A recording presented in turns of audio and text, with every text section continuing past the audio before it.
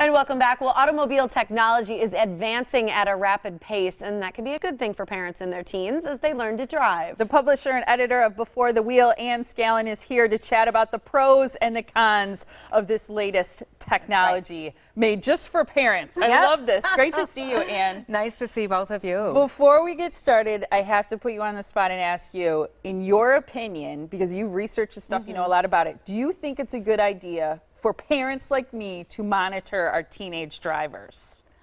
I think everything has to be spy on them. Well, everything has to be weighed out, and it's different for different drivers. Some teen drivers are very mature. They've been driving a lot with their parents. They've been watching traffic patterns and that type of thing, and others need a little more help. So you really have to determine if it's right for your teen. The one thing that I always say is put a time limit on it. Okay. So say for the first 6 or 9 months, I'd like you to do this. We're going to keep track of it.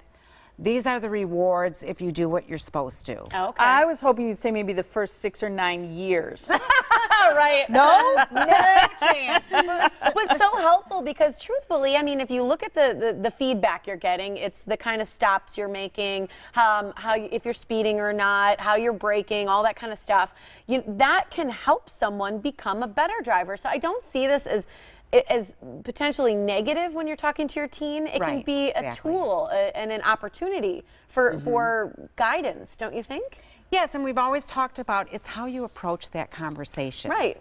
You don't say, okay, next week you're getting your driver's license and I just want to inform you that this is what we're doing, blah, blah, blah, blah, blah. I'm going to be watching. And that's just going to turn the teen away, as we've discussed before. It's that going out for, a cup of coffee or a pizza and saying, tell me, how are you feeling about driving? What are you excited about?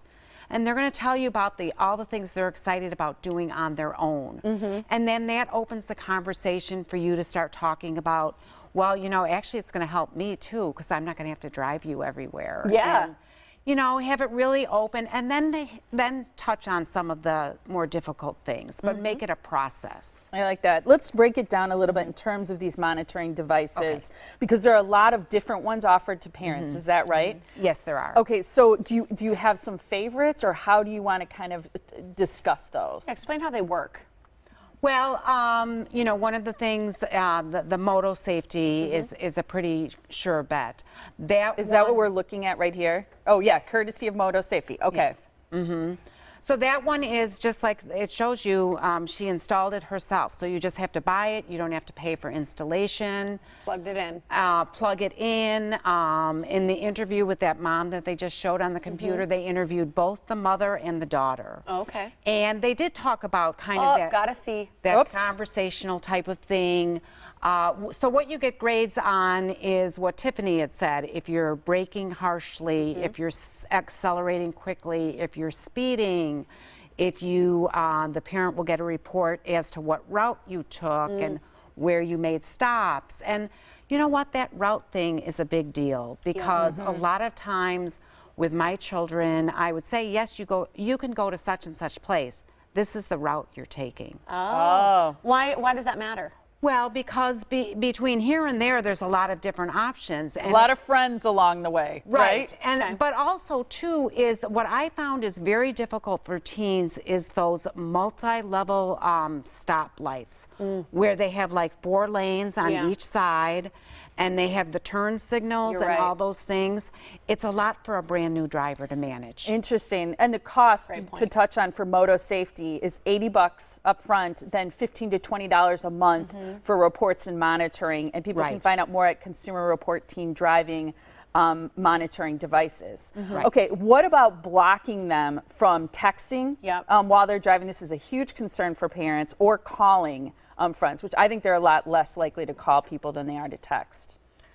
Yes, I mean, the blocking, I have a little bit of mixed feelings on that. If they're by themselves, yes, I think you can block it. But I have found, at least when I'm driving or anyone's driving, if there's a passenger, they can use a cell phone, and sometimes it actually helps things to be safer. They're finding out what the best route is, using their GPS, or they're calling somebody or have the plans changed. So, you know, again, all these options have to be weighed out. Yeah. I think that's great. So other people, there are options though as well by telephone companies to do stuff like this too. Yes, yes. A lot of the providers, the cell phone providers, so you would have to check with your provider. Okay. But if you go online and you find, you know, cell phone blockers for driving, you're going to get a lot of options to block the phone. So I think the key here is weighing it, knowing your driver, and looking at what the options are. And you can do that by visiting Anne's website. It's beforethewheel.com. That's where we can learn more about some of these safety devices and learn what might be right for you and your teen. Thanks for being here, Anne. Thank you. Good stuff, Anne. Thank you so much.